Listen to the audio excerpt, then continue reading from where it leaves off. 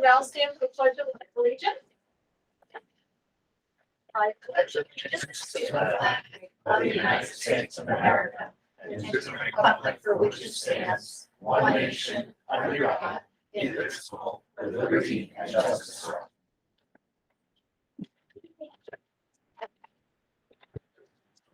Okay, so it looks like we're all here, and Craig just called me with notice. So, first public comment at 6 o'clock. Yep. Any public comment? I have some email correspondence. Sure. First one from Riley Paquette. Good morning. I'm ready today to request that the school board consider using some of the available ESSER funds to start an after-school program for the kids of Sandwich Central School. This request should fall under this use provided by the superintendent.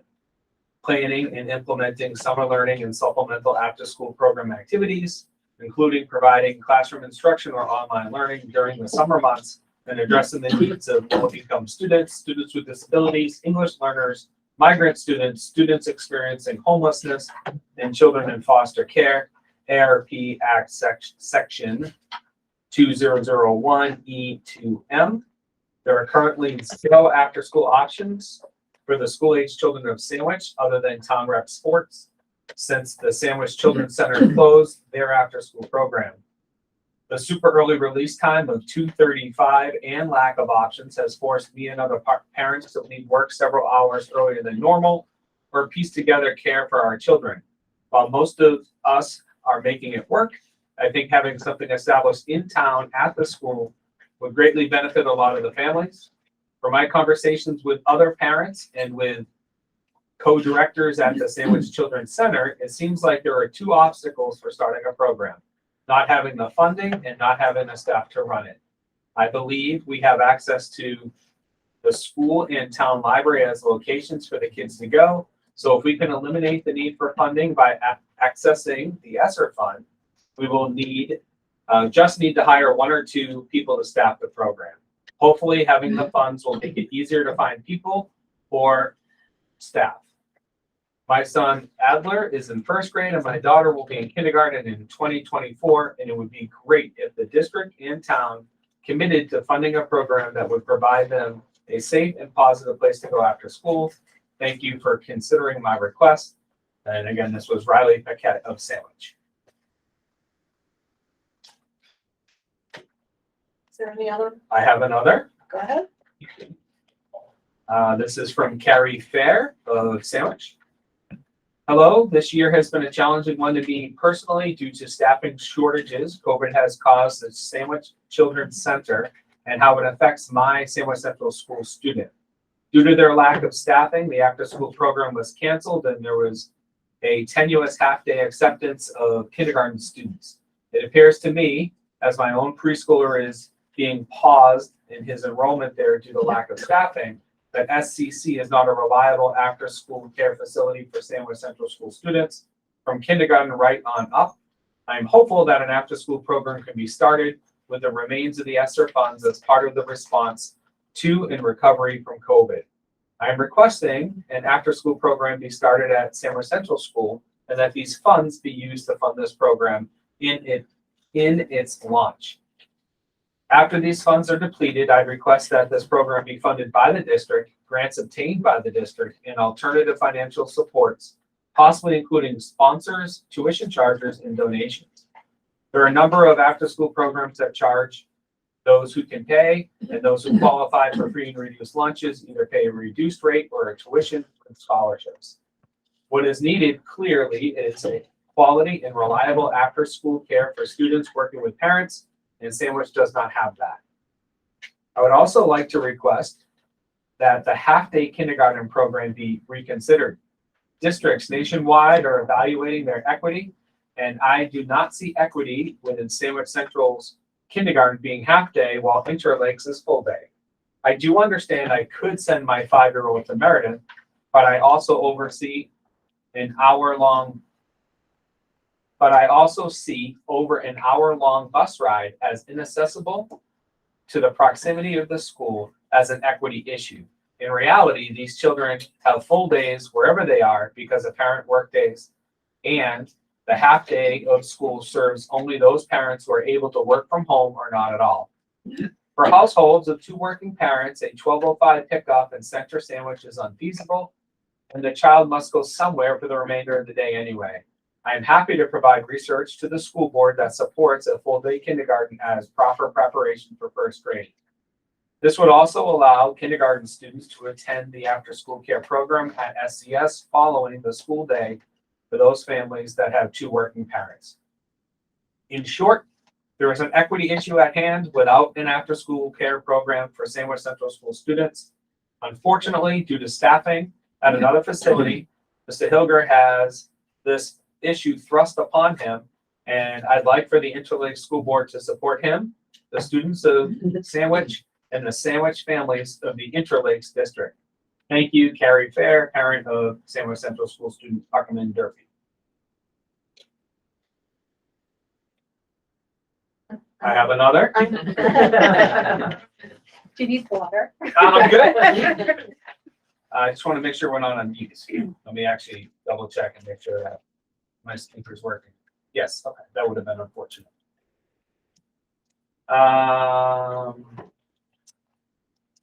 Hello, I wanted to write to express a need that I see within Sandwich community. There is a need for after-school programming for school-age children, grades 6.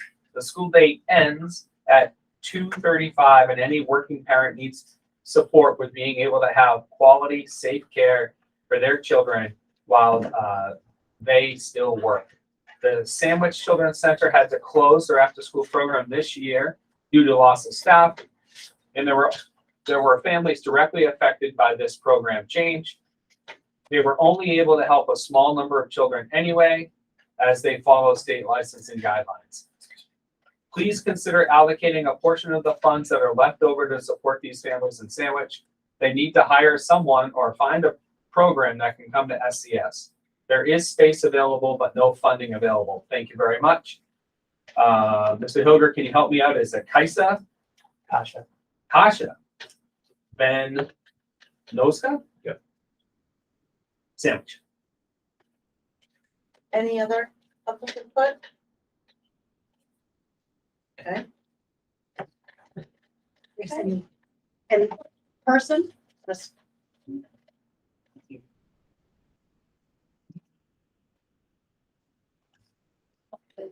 Just checking. Okay. Would you like public input on things further down the agenda now, or would you like to wait for those? I mean, we're keeping it open for like half an hour or so. So if you'd like to go now or if you'd like to wait, totally up to you. Oh wait. are they where you wait till the very end? Yeah, I mean, usually, And you can take it at another point in the right, agenda. we can take it, It's up to you, it's open for a half hour. it's open for 30 minutes. That means people can speak at any point. Right. Okay. Okay, we're moving along to the minutes of the regular school board meeting, October 11th, 2022. That's attachment 1 in your packet, So moved, Madam Chair. Seconded. seconded by Duncan. Are there any corrections? No? All those in favor? Aye. Okay, current bills payable, general operating expenses. Attachment 2, which is manifest 3012 in your packet. So moved. Second. Any questions on the manifest? Seeing none, all those in favor? Aye. Correspondence, superintendent? School board secretary? Not tonight, Madam Chair. I did, send some correspondence to the school board this afternoon. Yes. So It was see that. received and Okay, reviewed. received that. Yep. Okay, old business, elementary and secondary school emergency relief funds, 1, 2, 3, these are the ESSER funds. This is an action item, Mrs. Moriarty, superintendent. This is number 3 in your packet. So I wanted to share with you this evening a couple things. One, I had put out a letter. I had put out information to staff seeking their feedback as well as to families, and we did send it to town halls. I do have that stakeholder feedback. I've done my best to kind of organize it. I did not get back to this after 3 o'clock today, so I don't know if any more came in after 3. But there were a total of 23 respondents, and I've broken them down by categories. What I would say is, although like you'll see on the list is addressing learning loss, some people got more specific with it. So I think you'll see like a math interventionist, that would be learning loss. It's just they were specific with what they were identifying. So I want to share, that information. I did sort it by the highest number of responses. Paraeducator stipends being the top in terms of number of responses. Before after school tutoring was mentioned as well. Class size reduction, and then after school childcare, which some of the comments you heard tonight were individuals who had commented on the feedback. So I just, so that you're aware that there is some crossover there. And then let's see, so being the top ones also increased paraeducator compensation, hire additional paraeducators. Those were the top, and the next was hire a behavioral specialist to address growing mental health concerns. And you can certainly make your way down the list. I apologize, it's pretty tiny. I was trying to fit it on one page. I don't know if you want to take a moment to look at that, and if you had any questions. Again, I was trying to pull from people's emails that were sent either directly to me or to the ESSER feedback.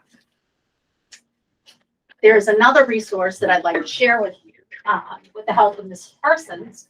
So one of the things that I have to share the screen so that the folks who are home can see.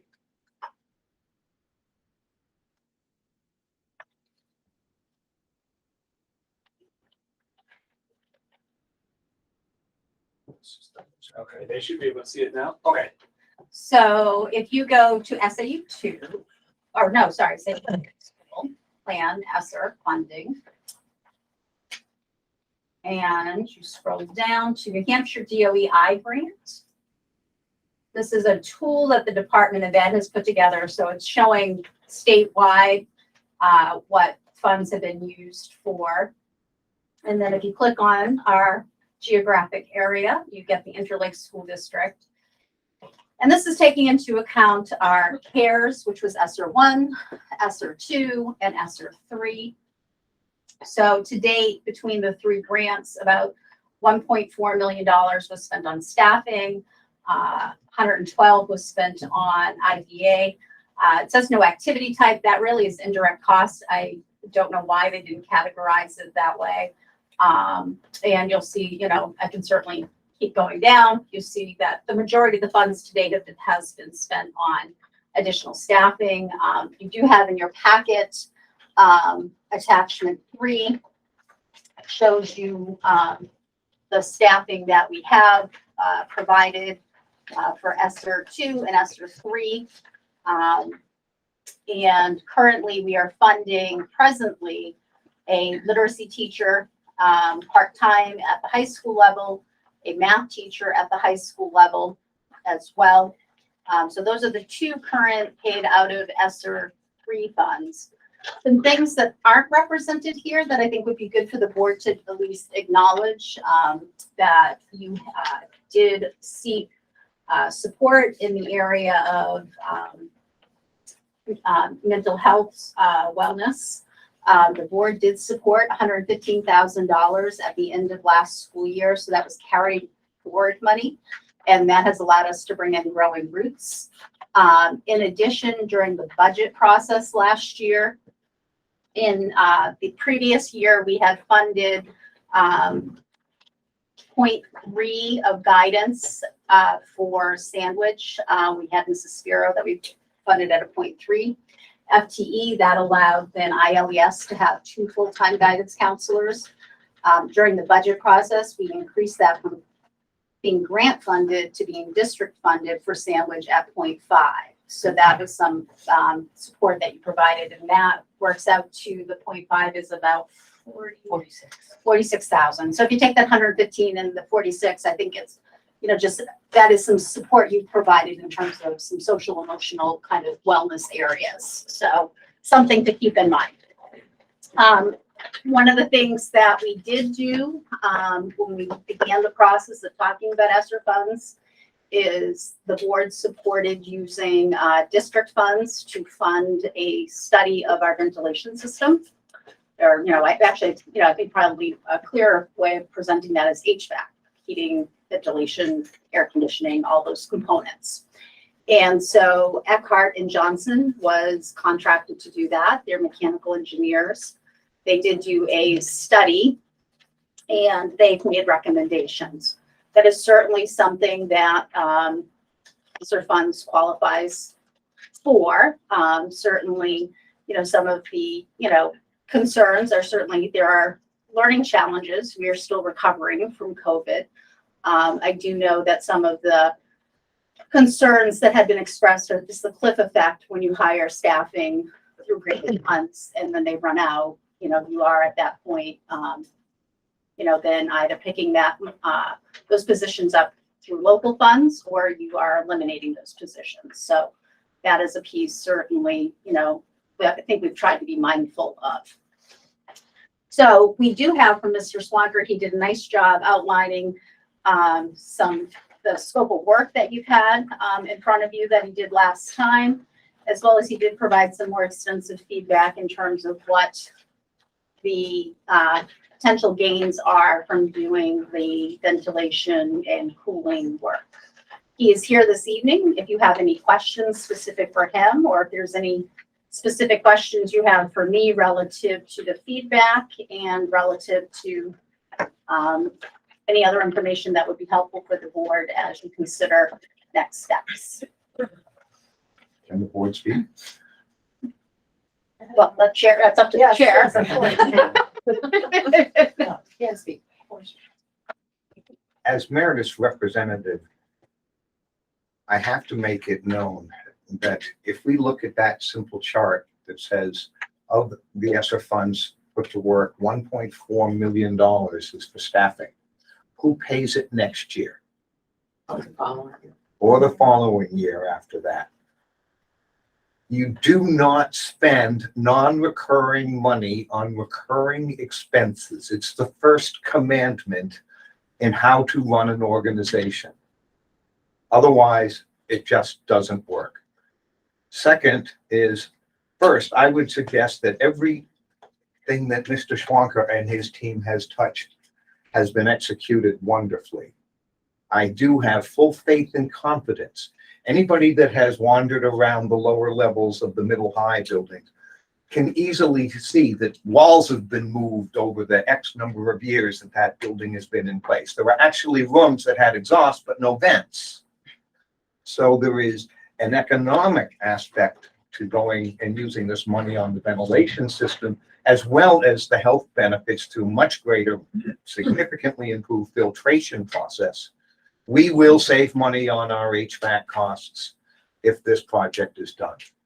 And I stand in support of that. Any other? Go ahead. I support Mr. Billings' position. Charlie? And then- Yeah, not to sound like a broken record, but I would agree as well. And I think this is a very sound approach to the issue at hand. We're using what we have and making the best of it. And certainly Mr. Billings' opening comment is very true. We have public comment. This is Rachel Bartlett from the town of Sandwich. I should also say I'm a parent of a student at Sandwich Central School and also an Interlake School District employee. So I wear three different hats in this conversation. The first question I'd just like to ask Mr. Swanker is if the intention of ESSER funds is, and the expenditure to use them on HVAC systems is related to COVID, can you explain how this HVAC system improvement is going to, has the potential to have some greater impact in a future pandemic? That's a tough question to answer with, I mean, there's no perfect method to say that something can be eliminated from a report. Any improvements to air quality, filtration, and comfort is an improvement to a virus or a sickness or a bacteria. I mean, room conditions grow organisms, right?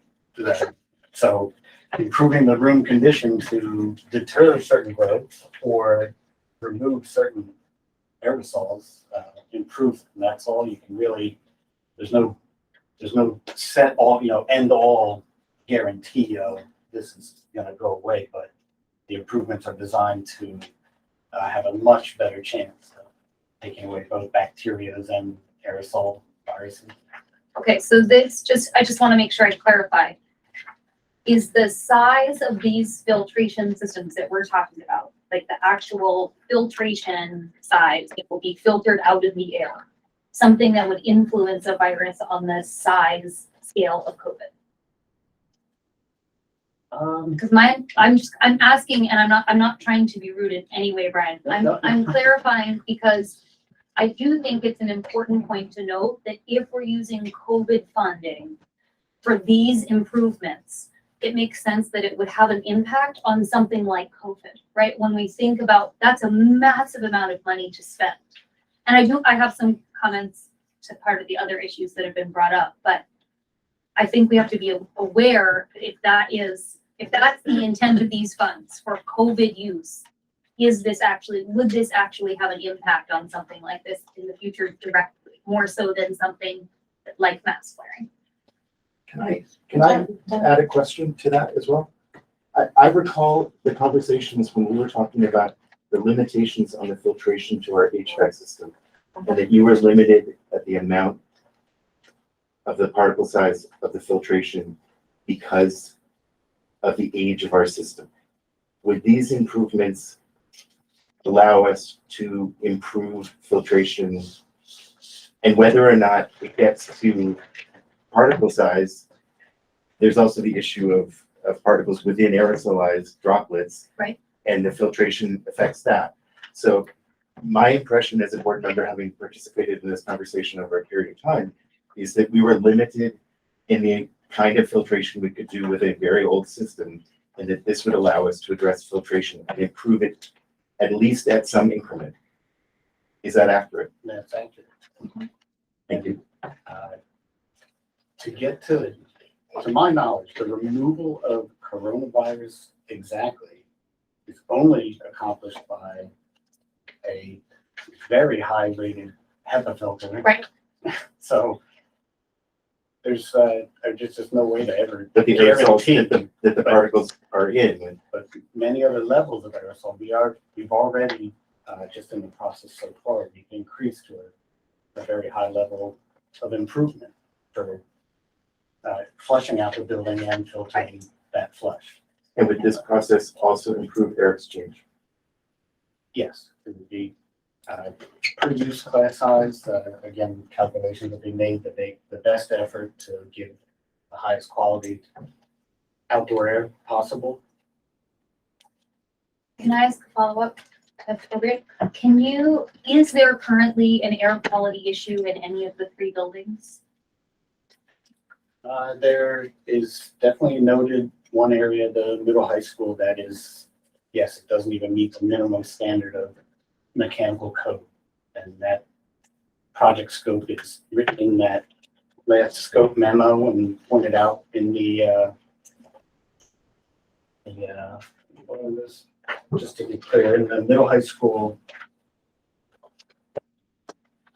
scope number 2 on that memo addresses those areas that don't meet the minimum mechanical. Has there been a consideration of using some of the funding in that part of the building as opposed to, and splitting some of those funds? So that some of that is going towards the highest area in need and some of it is potentially going towards other areas that might meet some of the other criteria in the ESSER? I would, defer to the board on that for your consideration. Yes. Yes, that was,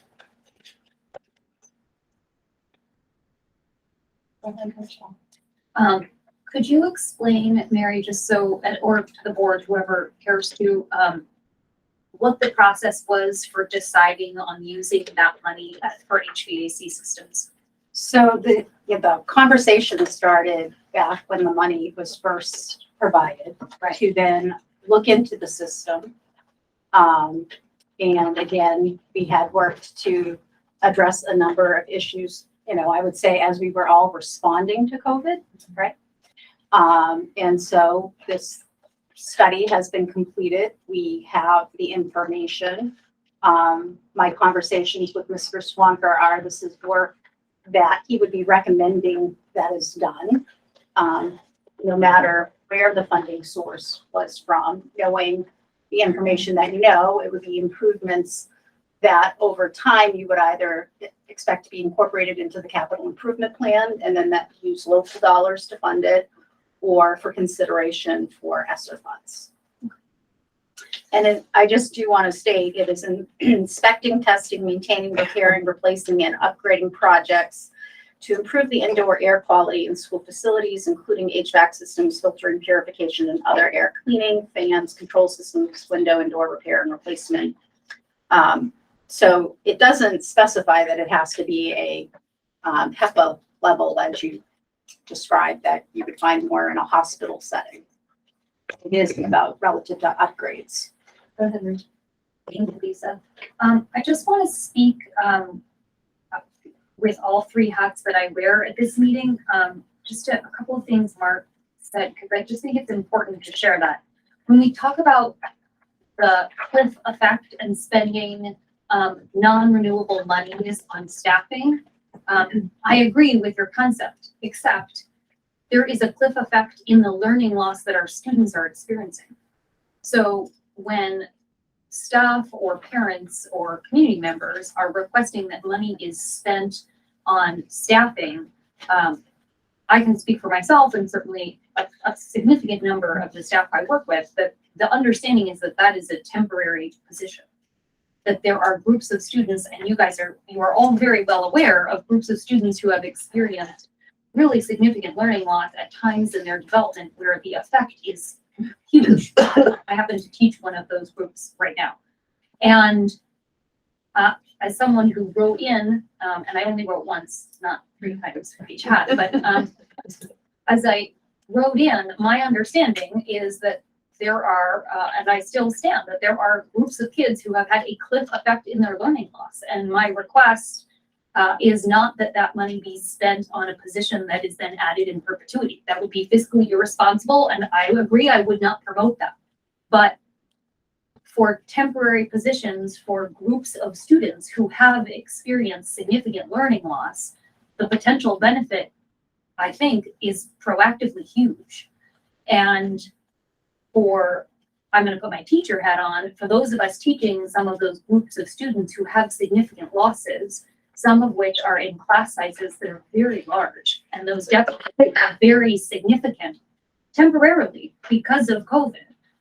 Additional staffing, as you all know, the smaller class size has a huge effect.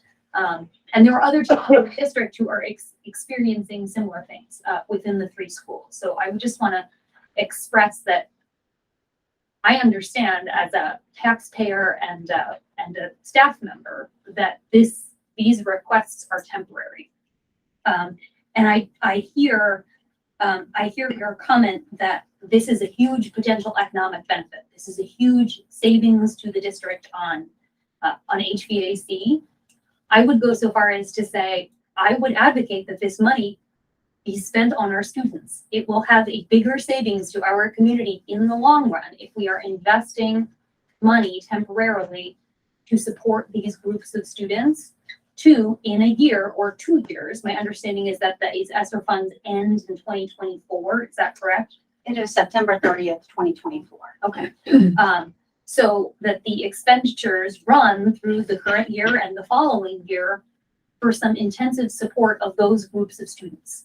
That then we won't have to reactively respond to, as professionals and parents and community members, those learning losses, as you all know, compound over time. Yes, yes.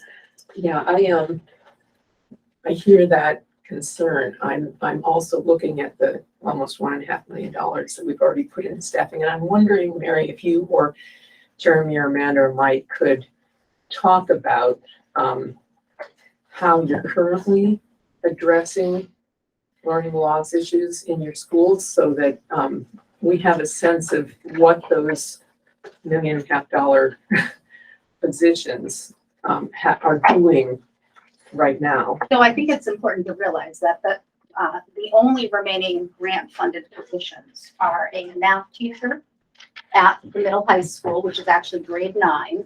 So we had our 7th and 8th grade students during, let's see if I can do it, 2021 and 21-22, right?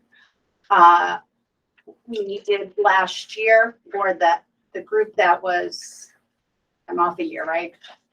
You're ahead. Okay. So the students that were in 8th grade, when we had our first year back after having been remote, when they became 9th graders, we gave them a full year of math because we had done really thirds, like a trimester approach, so that we could keep the student and adult ratio low so that we were able to spread out and we were able to minimize the potential exposures in a day for everybody. And so, we heard, feedback from folks at that time that, that was a significant impact. So we wanted to give them a full year of math their freshman year. We did the same thing for the group that was 7th graders during that year. So their 8th grade year was a more normal year. And then now they're 9th graders. So we're funding that position through ESSER funds. So that is the only full-time position left that is funded through ESSER funds. So that means that the district has already absorbed the positions that were added. Is that true? No. Or we got rid of No. some of those? We had, Staff so members. there were 4 elementary class size reduction teachers. We did not continue with those positions for this coming year. So they were in place last year. And we did not continue with those positions. We also had an extra special educator last year. We had behavioral support last year that was put in the budget, and that's been picked up by the budget. We had, again, the math teacher we funded last year, the guidance support, which I spoke to, the board picked that up in the budget, going from 0.3 grant funded to 0.5 district funded.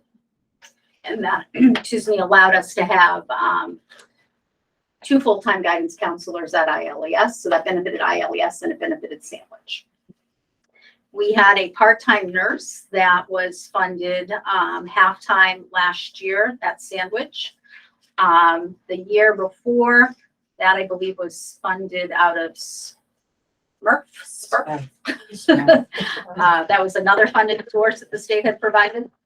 And then we also had some special education costs that were definitely connected to the pandemic. And so those were supported through the ESSER funds. So currently there are only 2 positions being funded through ESSER, and we've tried to utilize our current staffing to address learning loss. We are doing work at the elementary level, trying to do targeted literacy support. We have moved that to 7th and 8th grade as well. And that is not ESSER funded, the literacy Correct, that support. is using our own Yeah. staff. We are using the support of a professional consultant in the area of literacy. We are utilizing entitlement grants that we received to help fund that professional development support. So like you'll see some other districts have put professional development in. We've leveraged other grants to try to support that. I think that in terms of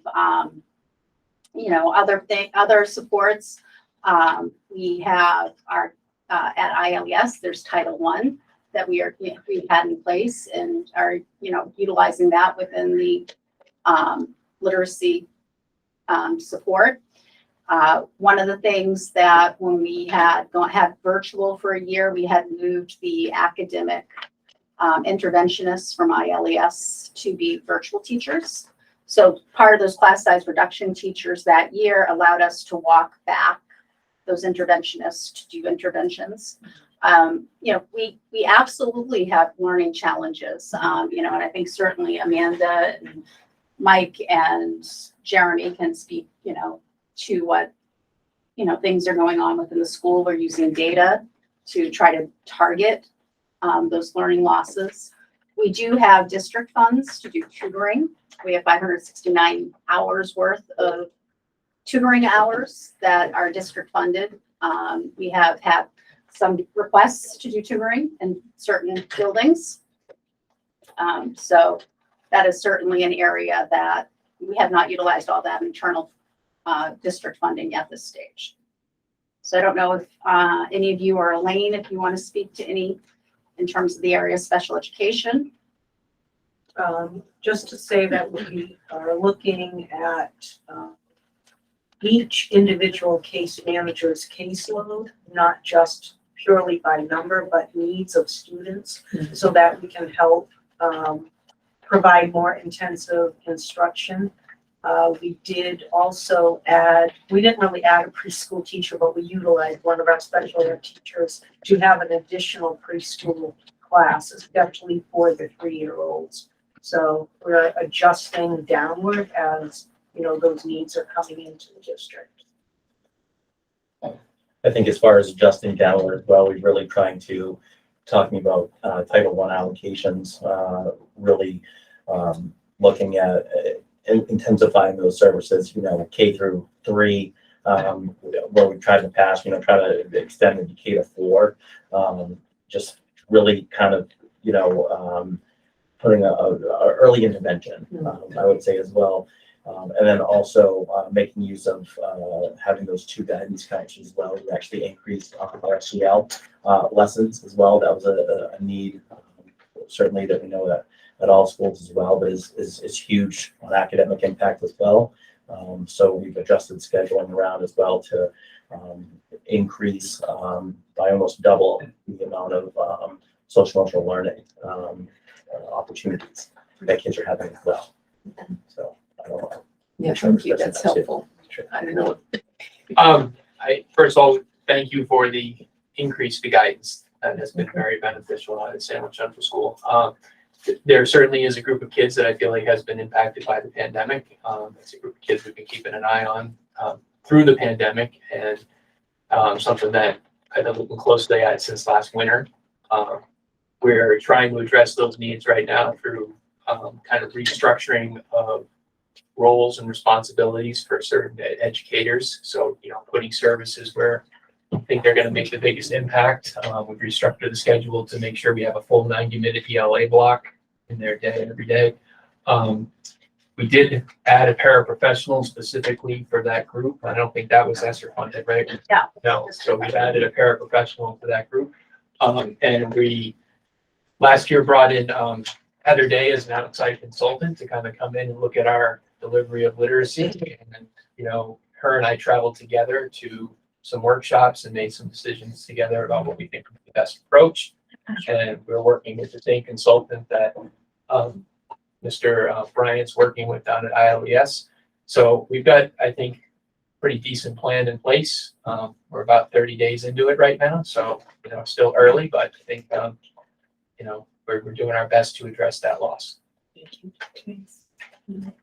Yeah, I think what I'll speak to, because the other pieces have already been spoken to, but we made some changes this year to our schedule to support students from a perspective of our office hours time, which we use for remediation, reteaching, relearning, and reassessment, and made that a school-wide practice with a little bit more time. That way, that time could be utilized to help absorb some of that learning loss in conjunction with our 1-year grade 9 math teacher that we've been utilizing, along with another response, obviously, was adding the literacy blocks and trying to address some of the needs and the deficits that we've seen emerge.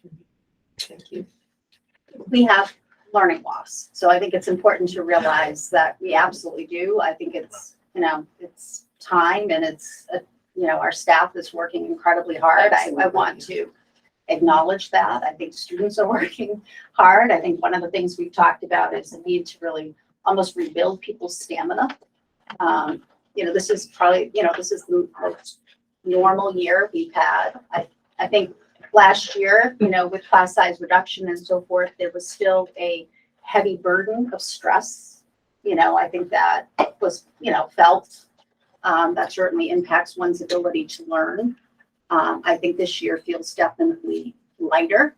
When I, am in schools, I feel like it is a much more traditional of what you expect in school.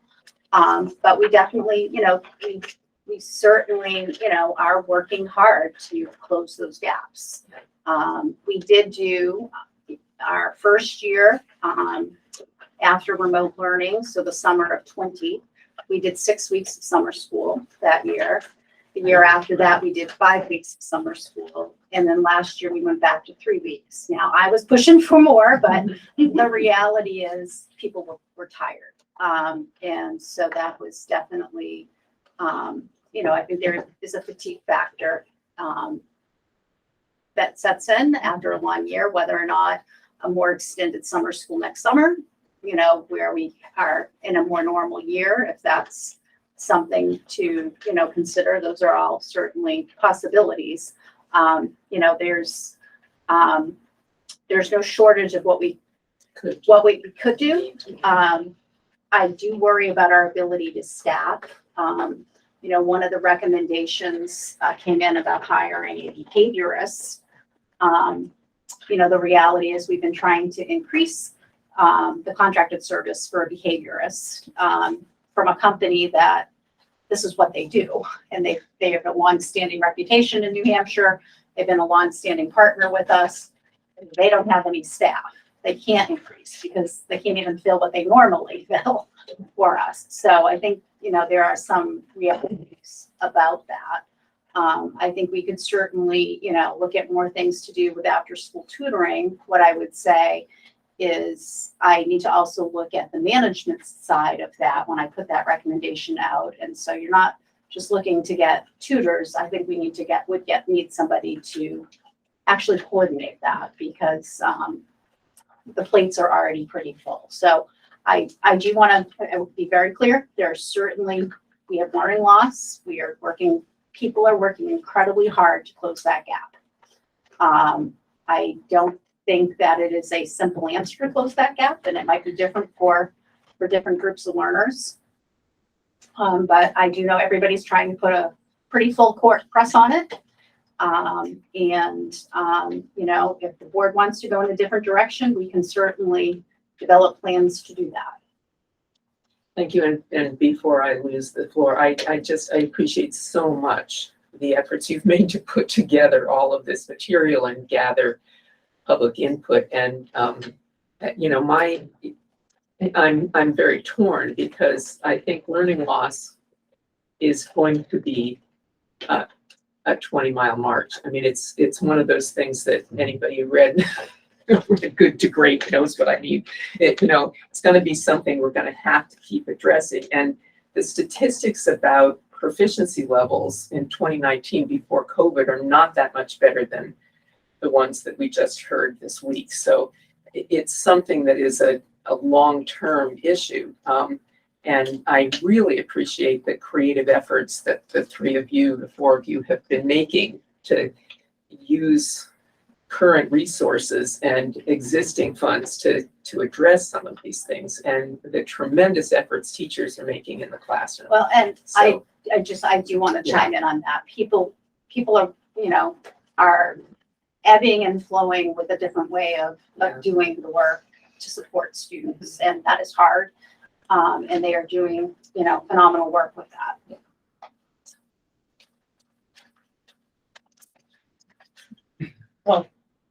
He's, Go ahead, Howard, and then I'll let you speak, and then.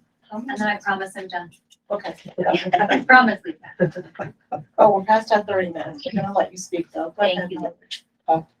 I'd just like to address very briefly the issue of the part-time kindergarten in Sandwich. I would personally be very willing to support a full-time kindergarten in Sandwich.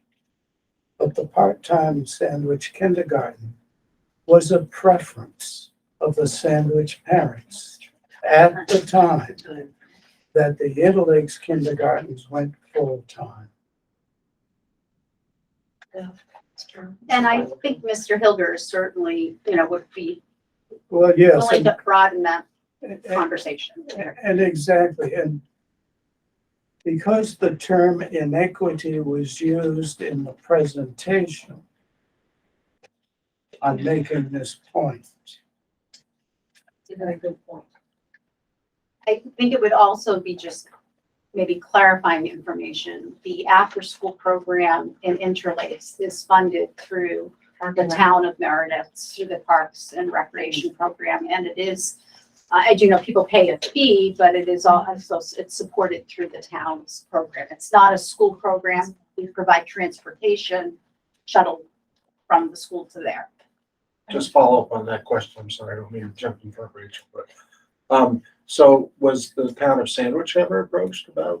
I funding? don't know. It did, what I will say is things changed very quickly, unfortunately, for the Sandwich Child Care Center. I will say we are the recipient on a positive note. We did hire a staff member from there to take on a teaching role. Exacerbated the And problem. so I think that created a change for them. It was certainly to the benefit of the high school. So long and the short of it is we haven't, but that would certainly be, if we do need to think about an after-school program, we should approach the town of Sandwich. And I think the school could certainly provide space, that similar to what we, do with ILES, I think relative to those transportation to another location. So I think that's a conversation that would have to happen with the town. Go ahead, Rachel. I'm actually going to follow up on Charlie's issue separately, just to say, I do think there are also a significant number of programs in this essentially grant-based, or act as grant-based programs in the town of Sandwich that may be able to be very easily utilized for something like this, which I'm sure people know about, but the Quimby Fund, there's all kinds of funding that may be able to support that as opposed to it going into some part of the school budget specifically.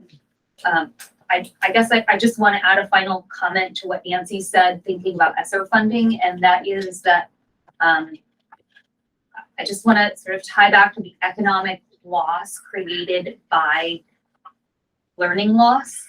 And the numbers looking at these groups of students who are currently in 3rd or 4th grade through sophomore, senior year of high school are in the trillions of dollars, right, over the relatively short term for learning loss. And I would put forth as both a staff member and a taxpayer that there at least be consideration that some chunk of that money that can be used in the 23-24 school year be considered to be set aside and see where those students are at and make those specific database driven decisions for, if needed, temporary positions. I do think there is a current need. And I can say as a parent in the 4-5 classroom at Sandwich Elementary School, in the 7th and 8th grade, and maybe even 9th grade, depending on how their data sits, I haven't seen that data recently, but there are groups of students who could significantly benefit from temporarily 1 year or 2 year of smaller classes and intervention. So I apologize for taking up so much floor time, and thank you. Yes. If I could build on Mrs. Starmer's point, because she was very nice about the way she said what she said. And I intend to say it slightly differently. If in fact we don't get a better rate of vaccination, both child and adult, this will happen again.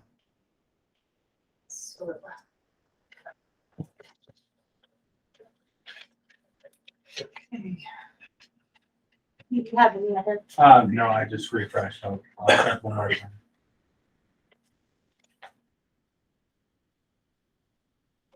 So now public input is, I'm not sure if they can, can't tell. do they have, It was a chart. go? Does Okay. anybody have any more public input?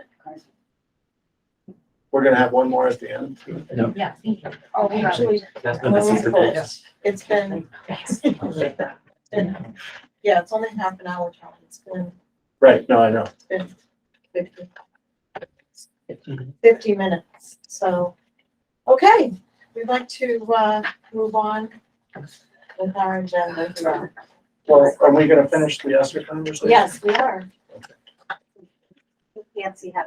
No, I was gonna ask, are we just moving on?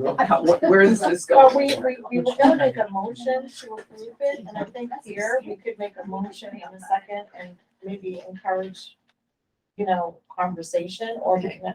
Well, I was prepared to make a motion. Go ahead. I thought there were many, many good points raised tonight, and as usual, we have plenty of wants and needs. And we are left with the unenviable task of deciding how best to take advantage and give the most value to our students as well as to our greater community. That being said, I still feel like the ventilation project, just having air moving, forget about filters, air moving more effectively makes a better learning environment.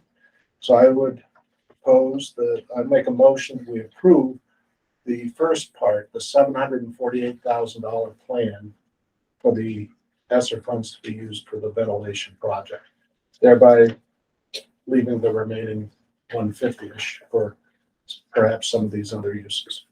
I'll second that motion. Okay. Any more discussion, or can we just, all those in favor of that motion? Aye. Yeah. Will the question about the remaining funds be on our next agenda? I think we can. So we can certainly, try to develop a plan based on the feedback that was received and bring that forward for further conversation. Thank you very much. Thank you. Okay, new business, request from the class of 2023, discussion item, that's attachment number 4 in your packets. Do we have any students here from the class? Okay. You look like a graduate. Trying to figure out.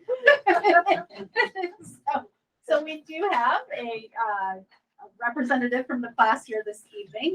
The class did write you a letter. I will remind the board that over the last 2 years, you have provided support to the senior class, primarily because their ability to raise funds was definitely hampered during their experience, as well as, certainly a unique high school experience has been had. I will turn it over to you, sir, to talk about your request. All right. Hello, I am Carson Sleeper. I am the class treasurer for the graduating class of 2023. And today we are asking for the sum, or whatever you are basically willing to give us, around $10,000. Yeah. Okay. I got your back. Literally. Good luck. For 2 years, we were out of school, high school, and our freshman year, we, as all freshmen do, we kind of shadow seniors to see how we do the whole collecting money, doing events thing, and we didn't really get that because our schooling was shut down. We basically had to go into our junior year winging it and figure out how to raise money, try to get anything we wanted to get, and try to just prepare ourselves for the upcoming eventuality of graduation. So we tried. We have been doing what we can. We've been doing dump days, little goodie bags, all that kinds of stuff. And we've raised an okay amount of money. We would just like this $10,000 to get us over the tipping point. And we were expecting $6,000 worth of student dues, but that was vetoed. So that was $6,000 that we lost out upon as well. So we just feel like with this possible money, we are able to get what we want. So let me speak a little bit to the dues. We did feel like that was not necessarily equitable to expect all students to pay the dues. Certainly, if families want to make a donation, they're certainly welcome to do that. But you know, for some families, that's a burden, and to place that, even though we would always find a way to support, there are people that that they're not comfortable asking for that support, and so that's a heavy burden sometimes to place. So the board, I did put it down as a discussion item for you tonight. You know, certainly you may want to ponder this, or you may want to make a decision this evening. I think you had supported, was it, I'm going to use my memory, which is scary. I feel like it was 15,000 one year, and then maybe it was 10,000 another year. Is So it that high? I think it was, but that may be a poor memory on my part. Go ahead, Shauna. Just a question, Trish, I'm gonna need your help with this. You're the treasurer, Yes. so at the end of the year, if we give you this money and you have a lump of money left at the end of the year. already. So here, let me help her so that I can help her hear less red. Deep breath. No, but there's a The protocol. reality is there is a Yes. protocol. So it's Right. not like we give the class, here's $10,000. So things that they would like to, you know, maybe it's swag, sweatshirts, maybe it's paying for an event someplace. There's like a PO that we're drawing off of. Yeah. And if they don't use all $10,000, that will come back to the board for consideration of unexpended fund But balance. regardless, if they do have other monies left over. There used to be an administrative clunkiness to that, right? Correct. There is- There's a there is. relatively. There's a new Right, policy, right. so Yeah, we did. If class has a fund balance in their class activity fund at the end of the year, they either have to make a decision to donate it to maybe another class, or if they want to leave something in their memory for the school, or they take it with them. It has to go with them. Their money is not school district money. Right. We are custodians, while they are class members. When they go, their money goes with them. And that's why the money raised through taxes, is controlled by the school district. Right, so that's why, That so we makes have, sense. it's two totally separate things. They have Correct. their, even though they can use this off this PO, Yes, that's just totally controlled by the school district. correct. Gotcha. It has to Any be fund balance our, would you know, return to proper the- You ordering understand that, procedures.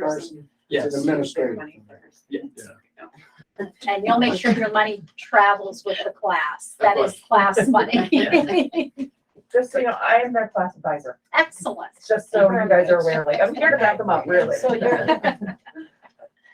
So how does that happen after you graduate? The money stays, So they would have to open They an have to, account. they have to open their own checking account and has to be liquidated from the school district within 90 days. but is there any stipulation on how it's used? Does it get returned to the people who donated? And It's what- not, it's No, 'cause not it's our not our money. money. Once it's donated It's to their the money. class, it is the class money. A lot of times what classes will do, they'll use it for future reunions. And you know, they'll be Right. active. Sometimes classes donated to the upcoming class behind them, and then it gets transferred. But the money that if we, obviously, if that's being monitored because that's taxpayers. Correct. Okay. I would move that we act on this tonight, and I would support that. The $10,000. Yeah. I'll second it. Okay, all those in favor then? Aye. Was that a yes? Seems like a- Thank you. Now we've got to make sure that the juniors are fundraising. Oh, This is an opportunity. Yes, I was the advisor for the current junior class last year, and I've stepped back a little from that, but I'm still helping with the co-advising, and we've done a very good job fundraising. So I think they're in a little bit of a better situation than some of the other classes. Okay. So Carson, I just recommend, you should have the conversation, start having it now. It'll make it easier, because when you get towards graduation, you're gonna be thinking about graduating. Right. And We have, have a plan, maybe you already do. we have a prom committee. We already have a meeting for that. So we're deciding, we decided where we want to go. Well, he's talking about using. I'm talking we're about at the transferring the very money. end. Oh, If you whatever. if you have money left over, Yes. what do you want to do with it? You want to donate it to another class? Do you want to keep it, spend it on reunions going forward? It's just, I think your advisor will help you with that. Right. We can bring that up in the meeting. Yeah. Nice. We'll do that. That's We'll do that. perfect. Yeah, Do you see the smile on this? And I'd like to clarify something too for that piece. I believe that the expectation is that the funds that the students have fundraised would be exhausted before we would pull off that money that would That's what I come was from the gonna board. ask. Yeah. Ah, Thank you. We hope. Well, congratulations. Yes, thank you, there you go. That's what Clark said.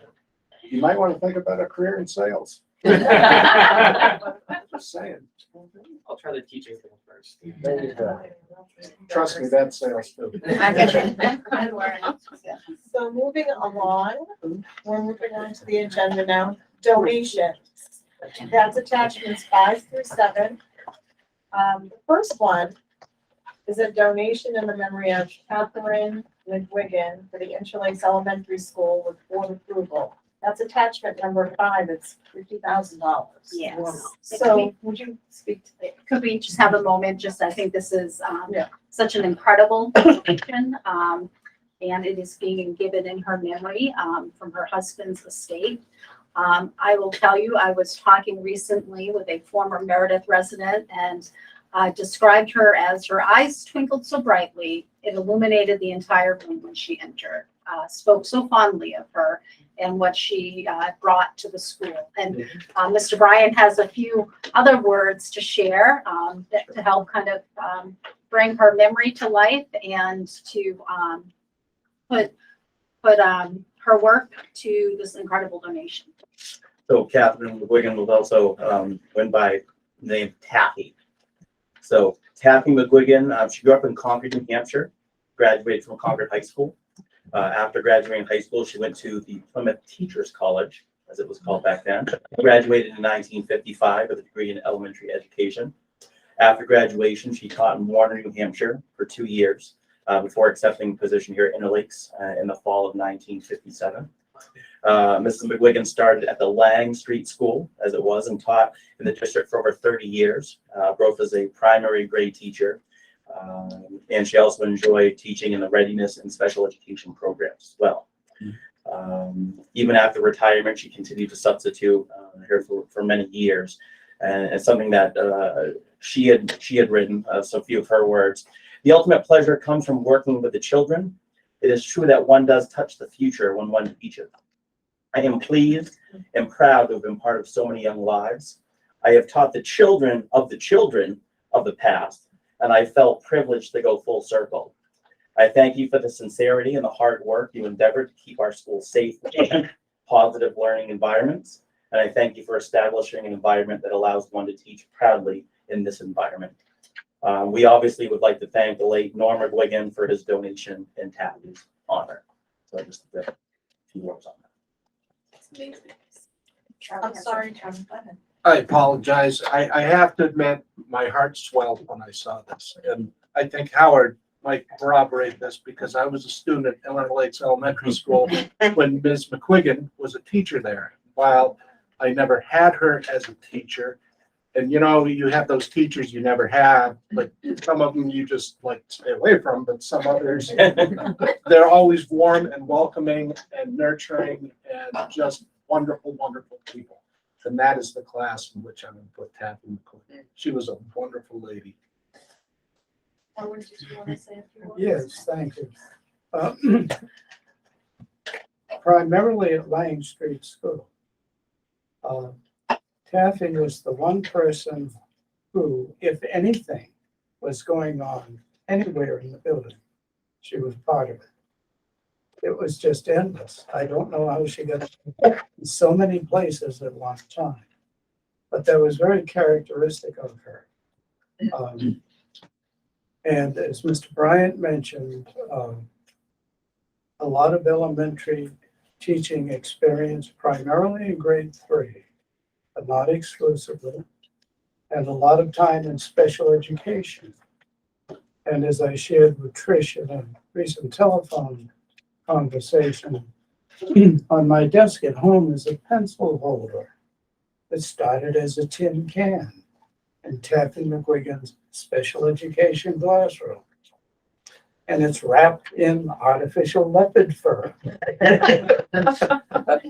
And it is so outrageous, it's beautiful. And I have it to this day. And Taffy's one of those individuals that if you ever knew and worked with her, you would never forget. You know, even across the hall, the students couldn't forget it. It's that simple. But she was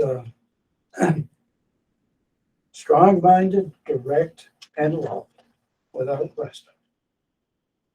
So the goal would be that Mr. Bryant would form a committee at ILES and develop a proposal to bring forward to the school board. So part of the donation includes that the school board will approve the final use of the funds. But the first thing you need to do is accept them. And then the goal was that within the donation letter that it would be the principal would bring forward a proposal. And our hope is that it will be something that can be a long-term piece of something that will honor her memory. Great. I move that we accept the funds with great gratitude.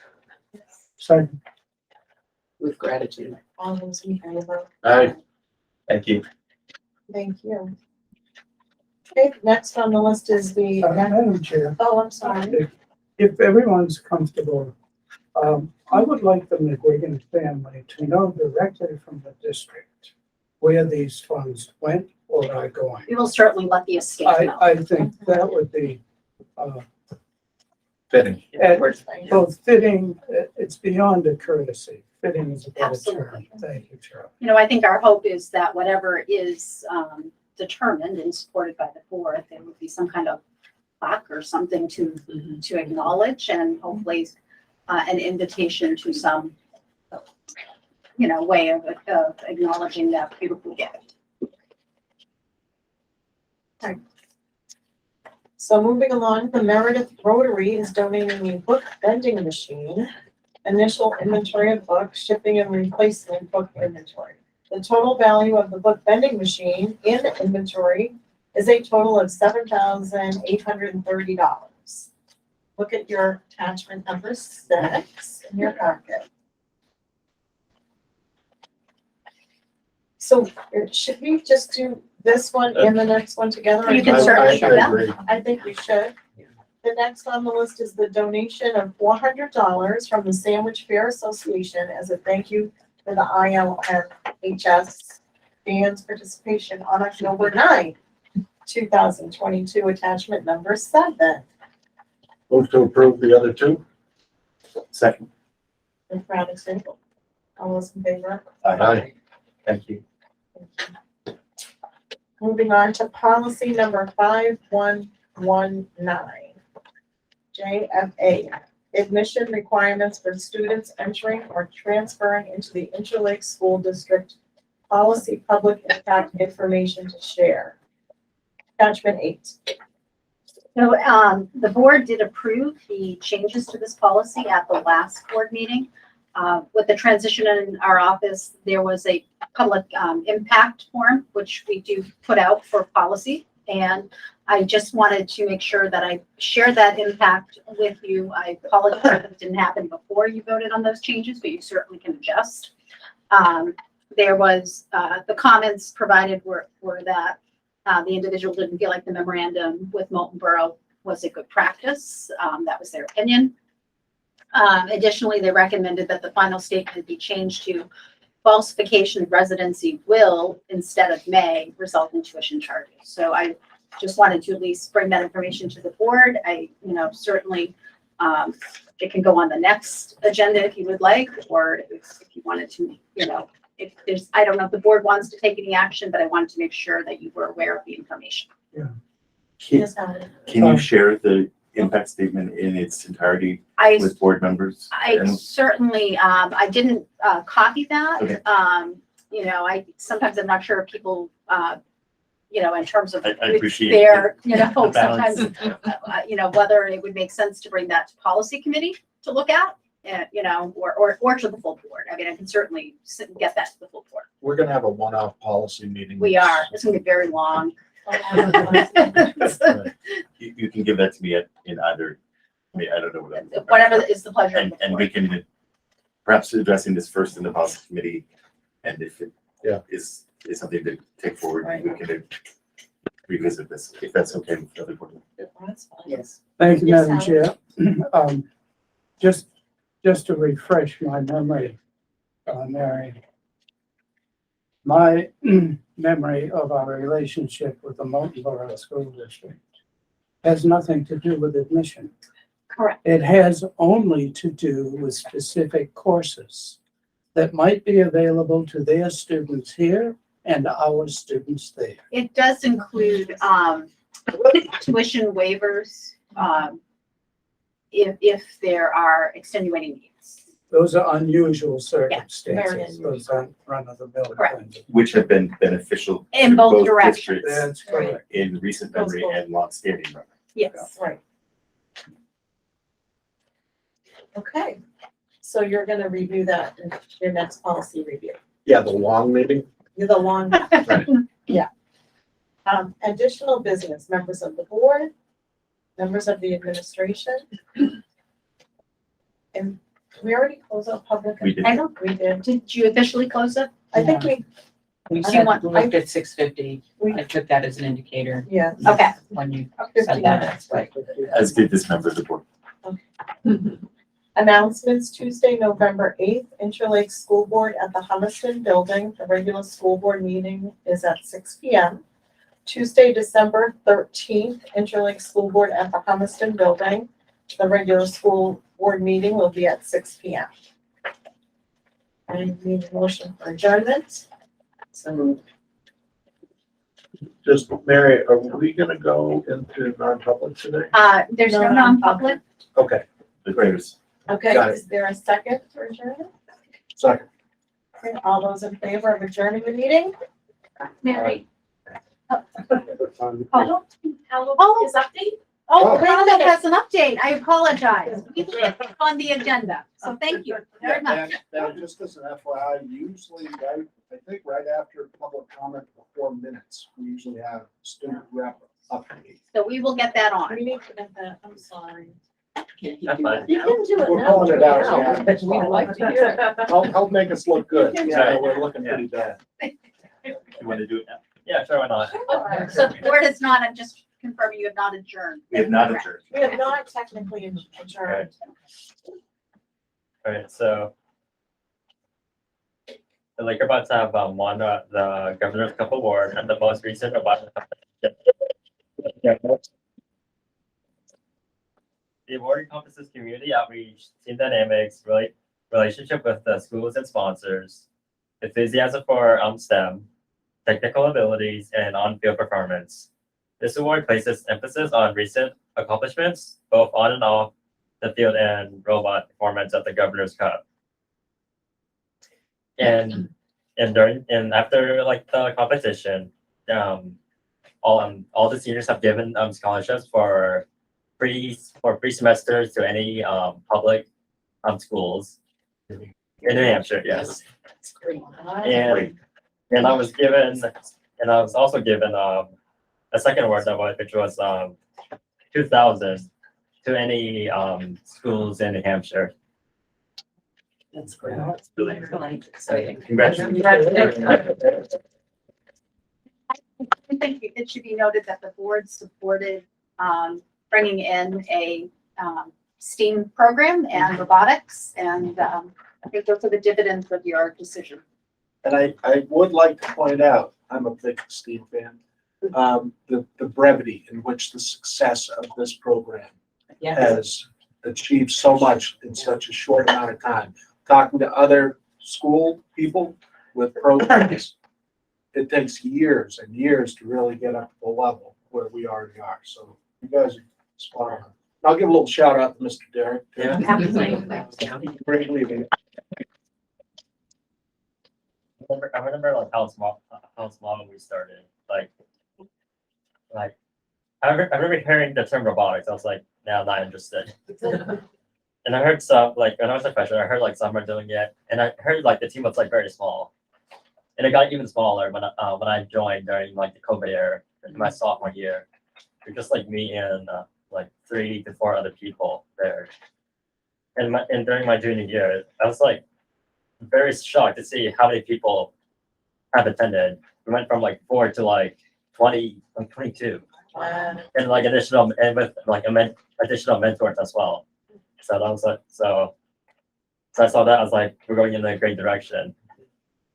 And And you should explain just how, you're segmented as a team. So like Paulo does code. Yeah. And he's got a nickname, he's King Code. oh yeah, It's pretty cool. so true. Yeah, so during sophomore year, I actually took a class, not as like a club, but like a robotics class. And Mr. Dirk was like, "Hey, why didn't you like join the robotics club?" So I gave it a shot, and yeah, I started liking it. Oh, how many of the 22 won these awards and got these scholarships and things? So out of the 22, 6 seniors were given these scholarships. It's amazing.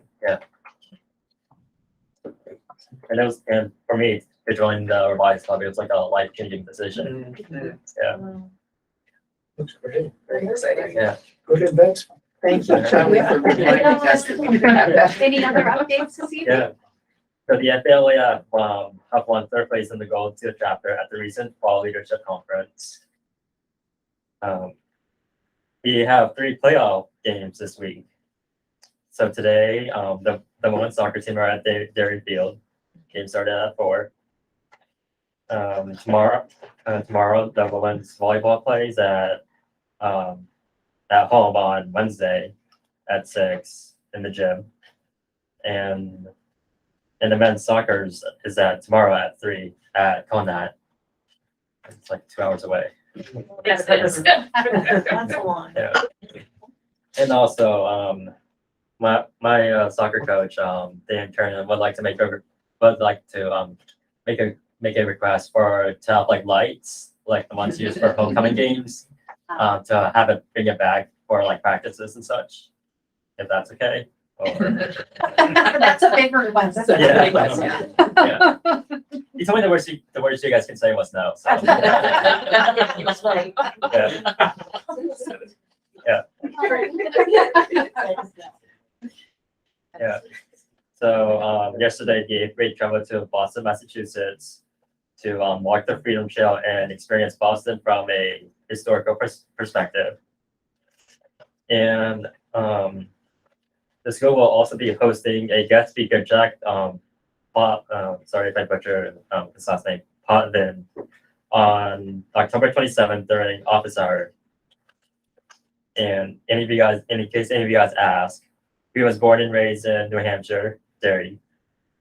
He accomplished several entrepreneur and technology executive with a passion for helping young people live happier and maximize lives. Professionally, Jack is inspired most when helping solve complex world problems and doing meaningful work above all. He lives to maximize positive impact and build cool things. Especially, Jack is the founder and executive director of Project Happy, which is like an innovative nonprofit technology company working to solve adolescence unhappiness and disconnection through simplifying and involvement for young people. He also served as the operation and project manager at Sports Visio, a revolutionary venture capital-backed sports computer vision artificial intelligence startup. He previously served as a venture capital scout for Amazon Web Services, helping lead entrepreneurial outreach at university. Venture capitalist fellow at Gen Z Scouts and has run a successful working agency and hosted one of the largest businesses networking events in the state of New Hampshire. He is a lifelong competitive basketball player in some of Jack's other passions, including surfing, skiing, and EDM house music. Jax is also a 2022 graduate from Paul College at UNH. And we'd like to thank Mr. Griffin for helping organize the speaker through community partnerships. And also, one more thing. Our Interlights high school math team went to compete at Merrimack Valley 2 weeks ago. And the results came in. We became third place in overall of over the schools, but we came in first for small schools. So there's that. Wow, great. That's not big. Along